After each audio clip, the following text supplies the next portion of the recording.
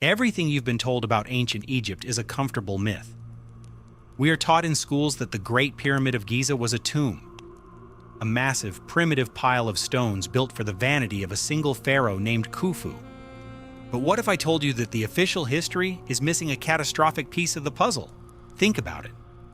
In every other Egyptian tomb, we find mummies, gold, and walls covered in hieroglyphs praising the dead. But inside the Great Pyramid? Nothing. It is cold, empty, and sterile. Not a single inscription. Not a single mummy has ever been found in the three main chambers. Why would a civilization obsessed with the afterlife build the world's largest structure and leave it blank? Because it wasn't a tomb, it was a message. Look at the data.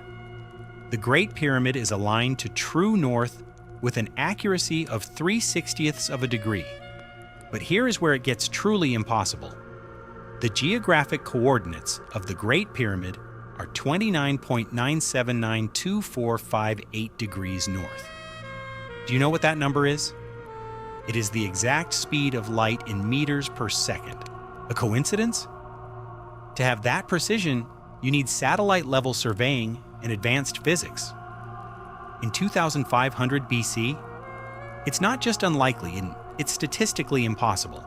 Someone left a digital signature in the desert stone thousands of years before we even understood what light was. Who were they? And why is the truth being kept in the dark? Let's talk about the logistics. Conventional history says these stones were dragged on wooden rollers and hemp ropes. But the Great Pyramid consists of 2.3 million stone blocks. Some of them, specifically the granite beams above the king's chamber, weigh up to 80 tons each. To put that in perspective, that's the weight of a modern Boeing 737. Try dragging that through the sand with nothing but muscle and rope. It's not just difficult, it's a physical impossibility. But the real mystery isn't how they moved the stones, it's how they cut them. If you walk through the Giza Plateau today, you'll find blocks of basalt and granite with perfectly parallel grooves. These are machine marks. They show the signature of a high-speed circular saw. Archaeologists insist they used copper saws with sand as an abrasive. But engineering tests show that copper cannot cut through granite with this level of speed and precision. Then there are the drill holes. We found core samples in the hardest granite that show a feed rate, the depth of a single rotation, that is 500 times faster than a modern diamond-tipped industrial drill.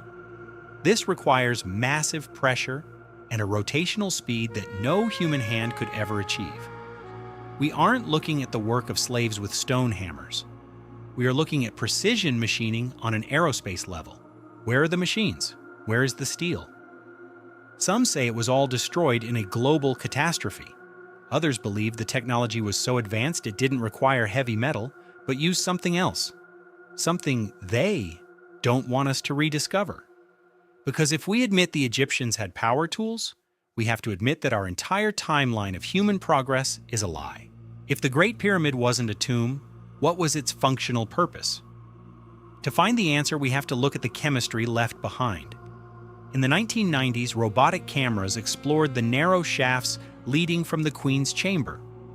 They found something the history books won't tell you: heavy traces of hydrochloric acid and zinc hydrochloride on the walls.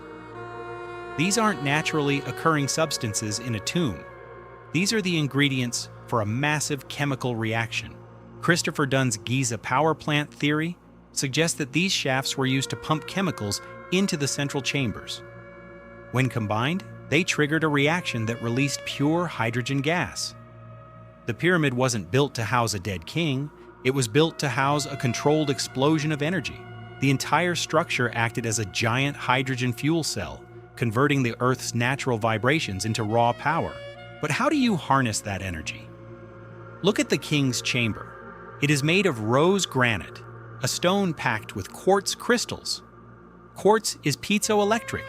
It generates electricity when subjected to mechanical stress. The pyramid was tuned to the Earth's own frequency, the Schumann resonance. As the planet vibrated, the pyramid captured those waves, causing the quartz to hum with a blue electrical glow. This was Tesla's dream. thousands of years before Tesla, a global wireless energy grid. The gold capstone that once sat on top of the pyramid wasn't for decoration. It was a conductive transmitter, sending energy into the atmosphere for anyone with the right receiver to use. Clean, free, and infinite power. And they want you to believe they did it all just to bury a man in a stone box. If this technology was so advanced, why did it vanish? The answer is hidden in the stone of the Great Sphinx. Look closely at its body. You'll see deep, vertical fissures, patterns of water erosion caused by thousands of years of heavy, torrential rainfall. But here's the problem. It hasn't rained like that in Egypt for over 10,000 years. This means the Sphinx, and likely the pyramids, were built long before the rise of the pharaohs. They are the remnants of a world that existed before the Great Flood. We are told that human progress is a straight line, from caves to computers. But what if it's a cycle? Evidence of a Great Reset is everywhere.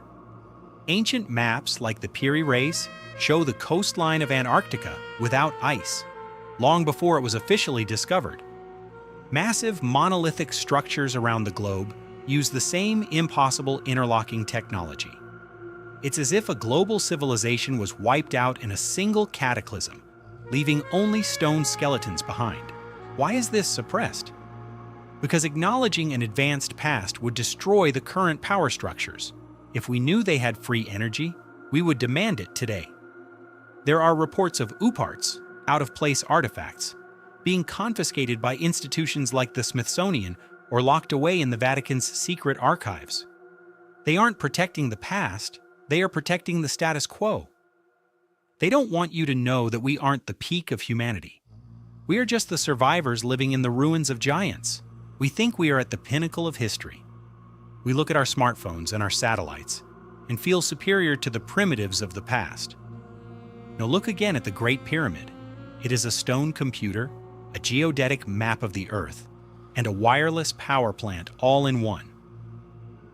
It is a mirror reflecting a level of intelligence we are only now beginning to understand. Are we truly the first to master this planet? Or are we just a civilization with amnesia, rediscovering what was once common knowledge? The Pyramid Code is still there, written in 6 million tons of stone. It's waiting for those who are brave enough to question the narrative. What do you see when you look at Giza? A graveyard of kings or a forgotten server of a lost age? The choice is yours. If you want to dive deeper into the forbidden truths they are hiding from us, subscribe and hit the bell icon. The world is not what they told you. Let's find out the truth together. Stay curious. Stay skeptical.